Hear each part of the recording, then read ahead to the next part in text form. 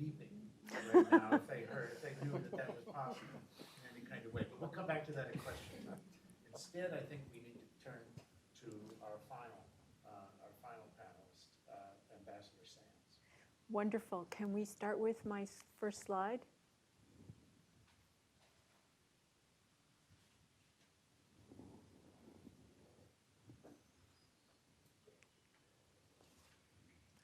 Here we go.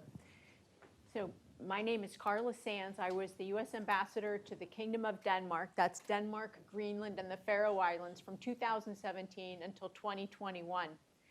And while I served there, I was briefed at our National Science Foundation here in Washington.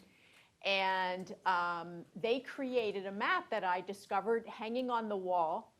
And this is the map of the Arctic. They actually had the Antarctic, and I said, "Do you have one of the Arctic that I can see?" And they did. And when I saw this, and I saw the point of view from the North Pole, and we know this is how the PRC military and Chinese leadership look at the Arctic, I said, "Can I get more copies?" So let me just orient you, because not a lot of us look at the Arctic this way.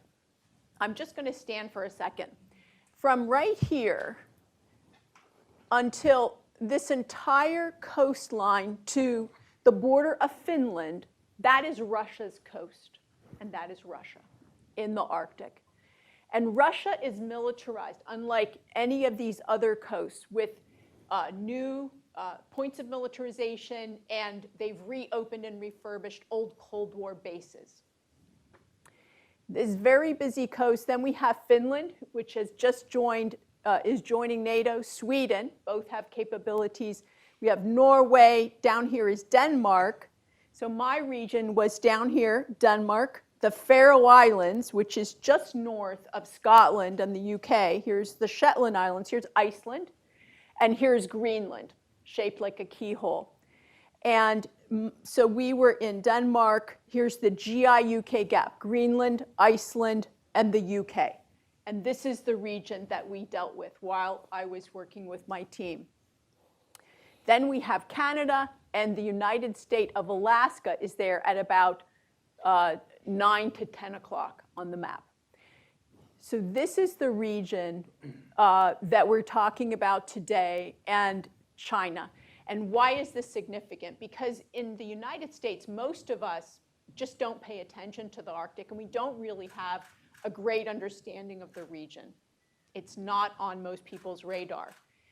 So when I began to talk about my concerns about China's presence here in Faroe Islands, even in Denmark, and certainly in Greenland in 2018, I was met with closed doors and no at the Department of Defense, the State Department, and the White House, everywhere else, Commerce, Trade, USTR. So I got the copies of this map and actually rolled them up and put a red bow around them. And I took with me a book about the Arctic that I found in Greenland, about the US military occupation of Greenland during World War II. And I took it to the White House, the Pentagon, secretaries, assistant secretaries, all the way down, about 4 or 5 deep, because those folks write the policy papers, and began to talk about the region. Because I was briefed while I went through ambassador school by the State Department and various departments and agencies, and that's how I learned. And if no one tells you, you're not aware of the challenges. So my team and I focused on resilience against Russia and China most especially, because especially in Greenland, we saw the economic opportunities that China was attempting to insert themselves in, and then we saw the Russian military activity in the region. I'll just give you another example. In the Faroe Islands, they had many military ship visits from Russia, but the United States Navy hadn't visited the Faroe Islands for 30 years. So I was able to ask the number 2 at the Navy, do you think we could get a ship visit to the Faroe Islands? And it was yes. So now we have that cooperation. And we saw that Russia does a lot more trade with the Faroe Islands than the US, for instance. China does a lot more trade with Greenland than the US does, at least by the time I left in 2021. So China has a minority interest in a majority of the mines in Greenland, and Greenland is rich in rare earth minerals. And we know we need those for our cell phones, military equipment, electric car batteries. And so, let me see if I can go to the next slide. So there are challenging conditions here in the high north. And my number one goal when I went through ambassador school, they ask you to make your goals, was open a consulate in Greenland. We hadn't had diplomatic relationship for 67 years. So you begin to gather information, right? And we found that this is how we got around on the ice sheets, was on sledges that are pulled by motorized vehicles, kind of like a snow machine. And you can see here is the edge of the ice sheet. It's cold. And so there are also challenging conditions on the ocean. And you were talking about this. The US has two, one doesn't work all the time, icebreakers. Russia has 40, and some of them have missiles on them. So it's a very different. China now has, like you were talking about, a bigger navy than the US has at this time. US has the smallest navy we've had since World War I. And so we are being being outspent and out achieved in some areas that if we want to be competitive, we have to look at. So we need to know what's above the water, on the water, and under the water. And China has a habit of, Russia too, turning off their transponders. This is all open source. We get Chinese fishing vessels where they're not supposed to be, illegally fishing out the waters. And then we have not just illegally fishing, but also using their fishing craft as military vessels. Another trick. So there we go. So we also have the ice melt. And so we have more ice growing in some areas, less ice in other areas. Different years, it's different. But there's a chalky kind of silt that comes off of the ice sheet and the icebergs. And it's a fascinating area, kind of like the moon if you ever want to get up there. Then we have the Summit Station, the US National Science Foundation in cooperation with universities, up on the ice sheet. If you remember the map, and the keyhole-shaped Greenland, kind of in the middle. And the circumstances are extreme. We have Thule Air Base, which is in the northwest of Greenland. It's above the North Pole. It's the US government's most northern base, Thule Air Base, and it's actually part of Space Force now because of the new Space Force. And you can see the conditions are pretty stark. This is the harbor, so it's not clear all that often. The conditions for the fighting force. When the U.S. did high north exercises, our military found that our men and women really weren't prepared for the cold. The cold's different than Alaska or Aspen. This is special cold. And so you can see some of the special gear, how the Danish ships up in Greenland bring the smaller ships into the belly of the ship because the waters are so extreme. Our military has had trouble navigating these high north waters. They are very challenging, and we are not prepared. And then we travel on the very high north on C-130s on skis. And they need 8 props, not 4, because the air is so thin and cold. It's hard to get lift and loft. A funny story. So when we prepare to go to the high north, they had sorel boots, and those are good boots for cold weather. Well, I had my own. I thought I liked to wear my own boots, not their boots. What I didn't know is mine were aspen sorels. And when you go to the Arctic, you need like Arctic sorels. And so the cold just radiates from those miles of ice sheets into your bones. And so note, always use the right gear when you're going out. I should have known as a Girl Scout. Okay. So here we are. So NATO does cold weather exercises. They did one up off the coast of Norway a few years ago called Trident Juncture. They work in Poland because many European countries don't get that cold. So in some of the extreme conditions.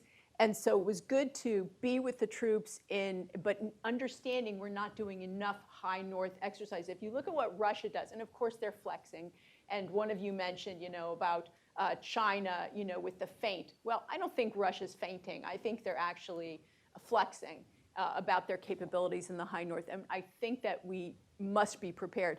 Another issue for NATO is that our NATO allies are committing more troops, and now we have an expanded hot war in Ukraine. It's been going on since 2014, but now we can see it's much worse. The NATO allies, most of them, have not been investing their 2% that they committed when Barack Obama was president in 2014. They are not modernizing fast enough. They are not hiring enough young, mostly men, but men and women, to defend their countries. Article 3 of NATO, you have to defend yourself. And then Article 5, come to the defense of your partners. And so they're also not doing enough training and exercises. So where are we falling short? Well, the US taxpayers have been basically mostly funding or underwriting our NATO allies. And Europe, whether it's Ukraine or the NATO defenses, must commit more in new equipment, in training, and in hiring. They are falling short on all three. And it's a challenge to get workers. Everybody that owns a company knows that, and the US military is feeling that same effect. This is at Lockheed Martin. I did go to places like Raytheon and Lockheed Martin to highlight how important it is that we invest what we commit to invest and not just say it. They made cartoons and gave me a bad time because I said you need to put more toward NATO. Mm-hmm. So, we went shopping, and it continues. This is the book I found in Greenland, written by a great guy, Ole Goldiger. He's a wonderful man. He wrote a book that shows about the bases, the deep water ports, the airports that the US government built World War II and on, as long as we had a presence. Now, we had a consulate in Greenland, but we closed it by 2020. It had been closed for 67 years. And so what we were able to achieve is working with the White House, the Pentagon, State Department, and many other departments. We were able to reopen our presence in June of 2019, actually, 2020. And then this is what it looks like today. So we were also able to get a Coast Guard billet based in Denmark for Arctic security. And that's a really wonderful way to share information with the Greenlanders, the Faroese, Danes, and Norwegians and others. This is what the biggest town in Nuuk looks like. Nuuk is the capital of Greenland. They have 17,000 people. About 58,000 people live on this huge body. Greenland is so large, it's 1/3 the size of the continental United States with only 58,000 people, but the land not covered by ice is bigger than California. And then, so we were able to sign in October of 2020, something called the Common Plan.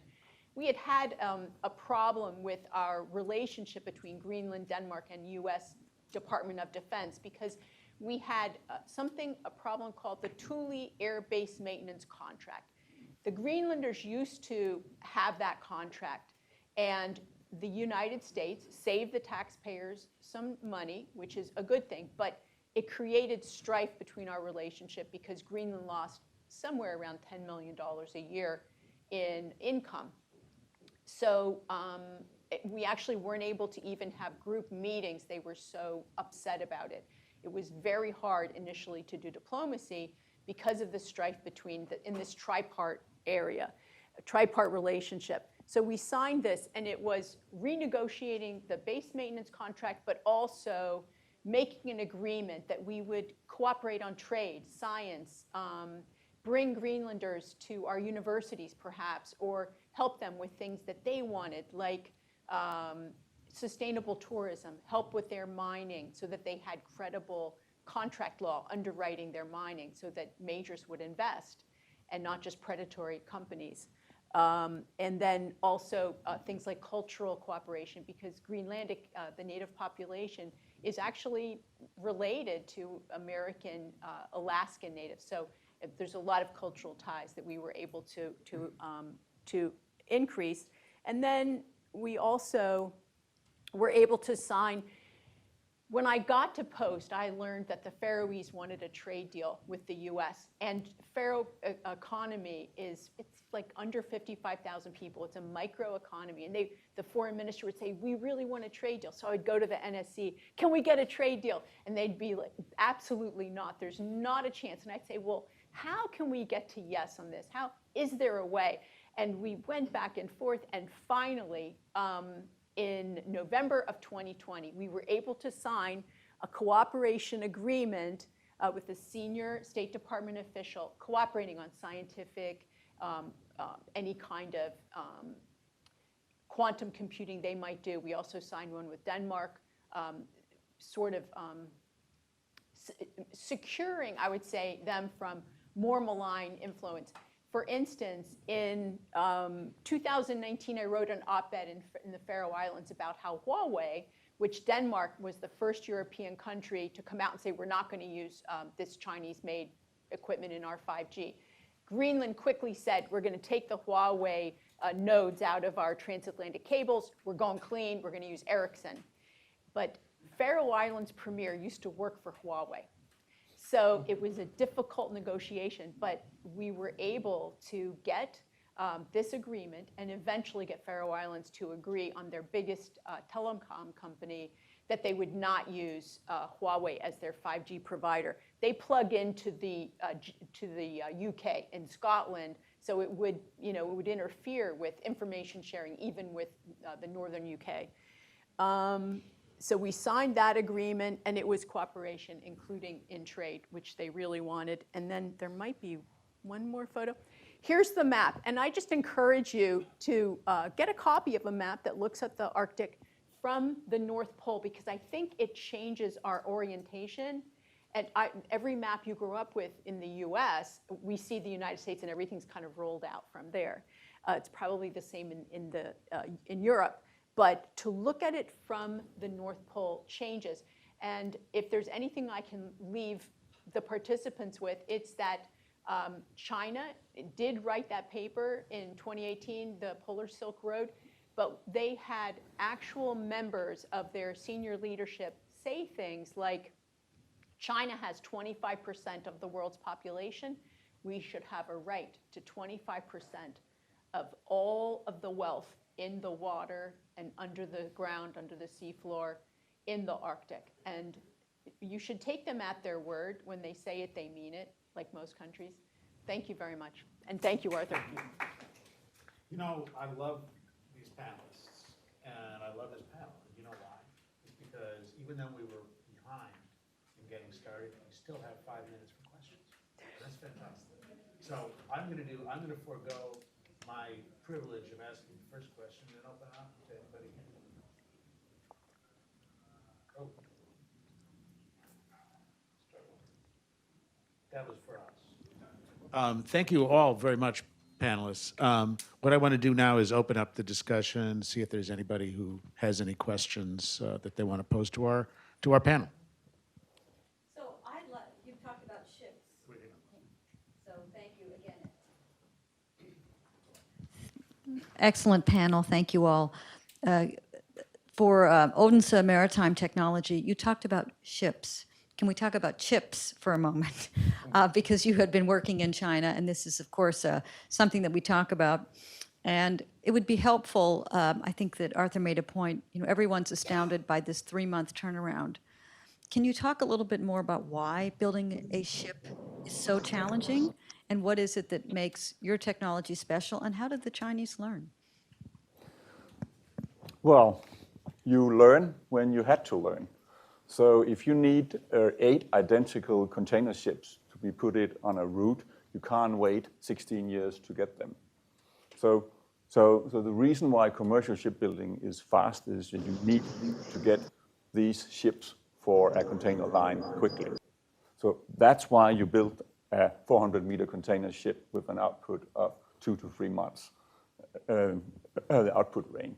Now, when you start building the Navy ships, you can't tell your people, now you have to go slowly.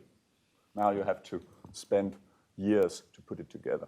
That's why the symbiosis between commercial and Navy shipbuilding is kind of interesting, and why I think China is in very good position, basically, to outproduce us. So you learn it because you have to learn it. And I think the point that you made earlier, too, which is a very important one, is that once you create an ecosystem for commercial shipbuilding, you can then transition to military shipbuilding. One is just the extension of the other. And what often slows down the shipbuilding process, and I'm thinking particularly in our country, is when governments or militaries or navies begin to heap requirements onto that shipbuilding capacity that the shipyards simply can't move at the same speed with which they met commercial requirements. And so they begin to fall behind, and it becomes a challenge then to find a way in which you can speed up naval shipbuilding at a pace that resembles that and is able to sustain with that of commercial maritime shipbuilding. And that's going to be one of the challenges that the U.S. is going to face when it comes to not just in terms of the Arctic, but also all around the world, as maritime power becomes a serious area of contention between ourselves and China. In this case, they do have the lead, and it's our job to catch up. But that's for another discussion.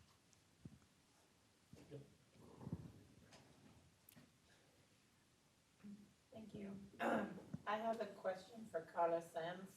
I wondered if you could say something about how you experienced the coordination with allies in the Arctic region on these issues that we've talked about. What were was it encouraging? Were there holes in the cooperation that you detected and you think you should do something about it? Thanks for your question, Liselott. And I think that the cooperation between, for instance, Denmark and the U.S. is extraordinary, very close. I like to say there's no light between us.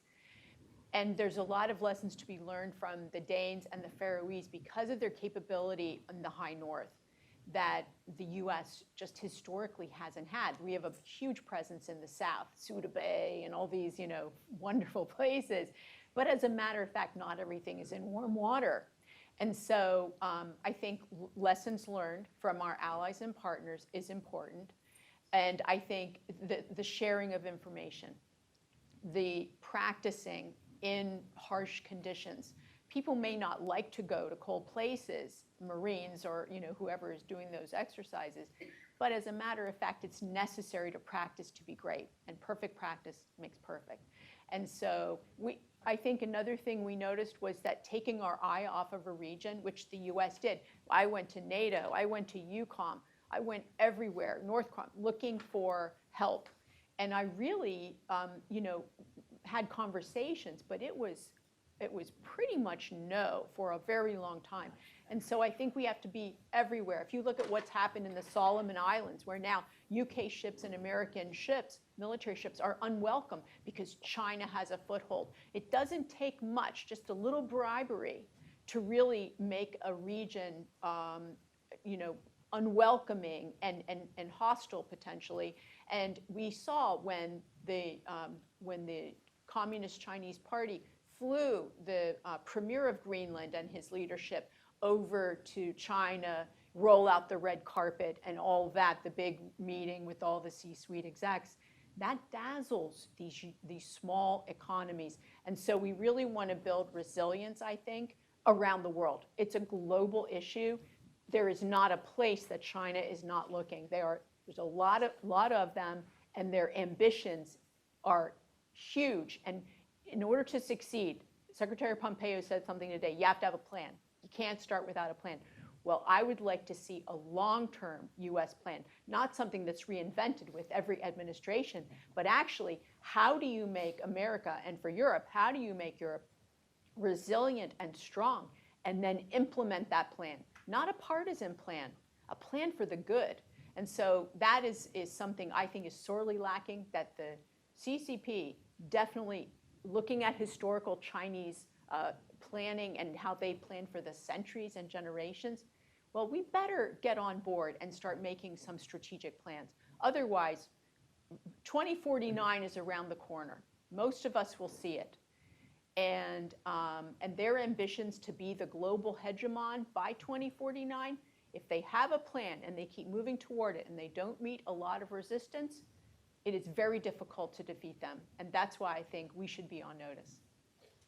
We're going to have that be the last word for our panel, and let's thank them for a marvelous discussion. Thank you, Arthur.